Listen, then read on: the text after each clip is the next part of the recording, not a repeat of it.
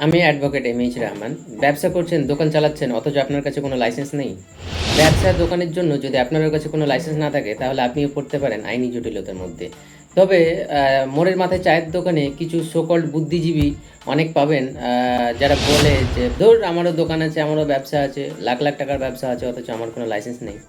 ওইসব লাইসেন্সের দরকার নাই, ওসব না করলেও চলবে। তবে কথাই আছে, চুরিবিদ্যা মহাবিদ্যা যদি না পড়ো ধরা। যতদিন ধরা পড়েননি ততদিন দিব্যি চালিয়ে যান, তবে যেদিন ধরা পড়বেন সেদিন একদম ঘাপে ঘাপ পঞ্চার বাপ হয়ে যাবে। তাই সময় থাকতে আপনার ব্যবসা কিংবা দোকানের জন্য লাইসেন্স তৈরি করে ফেলুন। তবে প্রত্যেকটা আলাদা আলাদা ব্যবসার জন্য কিংবা আলাদা আলাদা দোকানের জন্য আলাদা আলাদা লাইসেন্সের প্রয়োজন হয়। তবে আমি কিছু লাইসেন্সের কথা বলে দিই, যেমন ট্রেড লাইসেন্স, যেটা প্রত্যেকটা ব্যবসা এবং প্রত্যেকটা দোকানের ক্ষেত্রে অ্যাপ্লিকেবল। সেটা হচ্ছে ট্রেড লাইসেন্স। এটা ইস্যু করে পঞ্চায়েত এরিয়ার জন্য পঞ্চায়েত অফিস এবং মিউনিসিপ্যালিটি এলাকার জন্য মিউনিসিপ্যালিটি অফিস ইস্যু করে এই লাইসেন্সটা।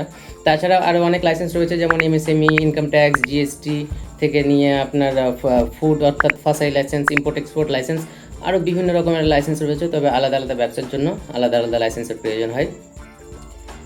এর পরবর্তী ভিডিওতে আমি আলোচনা করব প্রত্যেকটা আলাদা আলাদা ব্যবসা এবং আলাদা আলাদা দোকানের জন্য আলাদা আলাদা যে লাইসেন্সের প্রয়োজন হয়, এক্স্যাক্ট কোন ব্যবসার জন্য কোন লাইসেন্সের প্রয়োজন, আমি সেটা পরবর্তী ভিডিওতে আলোচনা করব।